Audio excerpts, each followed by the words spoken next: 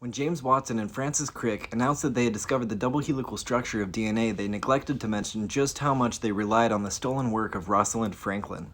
At the time, she was working at King's College London and wasn't really vibing with her co-worker Maurice Wilkins. She was an expert crystallographer, which means she was really good at taking and analyzing X-ray photographs. She got her X-ray crystallography chops studying the structure of coal in Paris.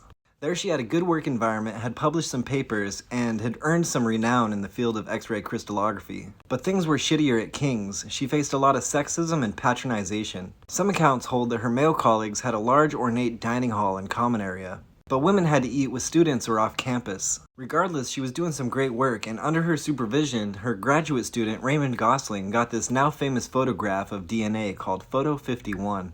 Old Wilkins thought that photo was cool as shit, and when Watson came by to visit Wilkins at King's College, Wilkins showed Watson Rosalind Franklin's photo without her knowledge or permission. Watson and Crick weren't taking photos of DNA or running experiments, they were building models and theorizing. But when Watson saw Photo 51, he knew that their models were incorrect and that DNA had a helical structure, because his partner Crick had published a paper about what a helical structure's pattern would look like. But they didn't have the dimensions of the image or the corresponding data. So the sneaky shits went and got an unpublished medical research report from her thesis advisor that had a bunch of the important data. This is all their 900-word paper in Nature had to say about Rosalind.